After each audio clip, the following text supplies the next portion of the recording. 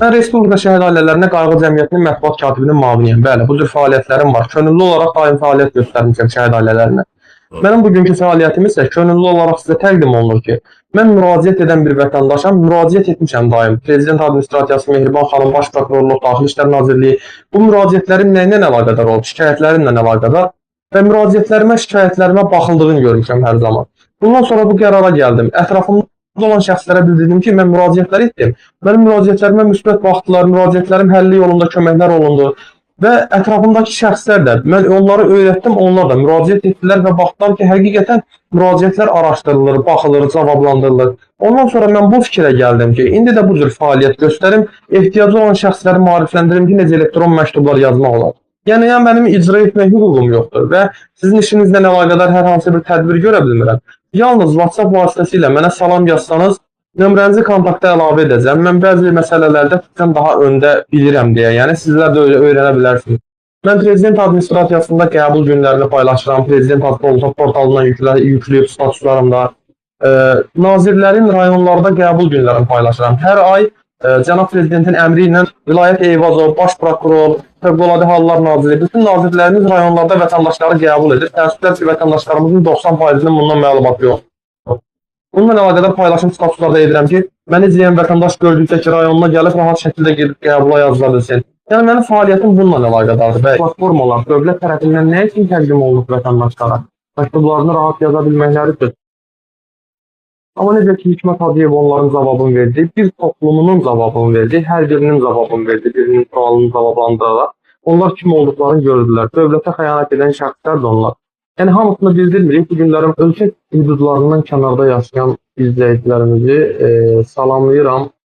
Xalqını, millətini, adını rahat şəkildə dövlətdən kənarda Azərbaycanın adına sanılan oğullara eşq olsun. Allah onları qorusun. Ölkə hüdudlarından kənarda hər birimizin əzizlərimiz var. Dövlətimizi ölkəmizdən kənarda gözəl, nümunəvi şəkildə təmsil edən şəxslərimiz var, ziyalı şəxslərimiz var.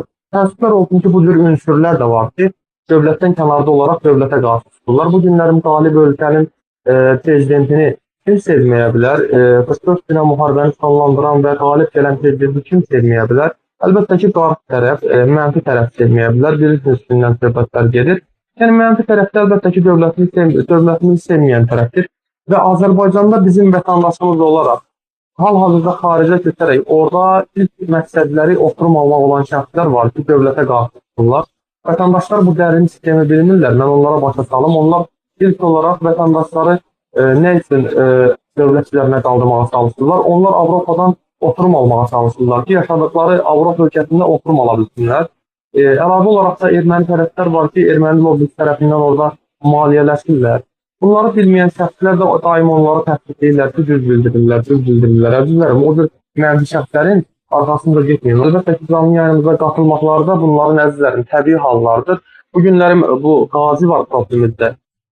Əskər Atası adlı profilimizin sahibi qazimiz var. Yəni, qazi atası bugün nə üçün qazi atası gedir, nə üçün qazi gedir, nə üçün şəhid ailəsi var? Bu günlərin bunlar hər bir torpağımız üçün olub da, doğrudurmu? Bu günlərin bizim prezidentimiz daxili və xarici siyasətini göstərib. Allah şəhidlərimizə rəhmət etsin. Bu günlərin prezidentimizə kimlər sevməyə bilər?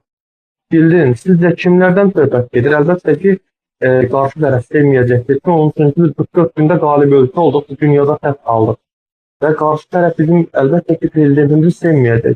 Və bu günlərin kimlər dövlətə qarşı, millətə qarşı, milləti qarışdırmağa çalışa bilər. Əlbəttə ki, bu qarşı tərəflərdə onlar tərəfindən maliyyələşən şəxslər də bu günlərim əlbəttə ki, ölkə başçısında sevməyəcək, ölkənin idarə etməsində sevməyəcək və ölkədə qarşım salmağa çalışacaq, ölkəni bir-birinin üzərinə qaldırmağa çalışacaq. Mənim canlı yayında izləyənlər bilir ki, mən bu maarifləndirici təqdimat edirəm canlı yayınlarda. Tam olaraq könüllü olaraq edirəm ki, bayaq qoşulan analarımız kimi şəxslər bu canlı yayından müraciət edə bilsinlər.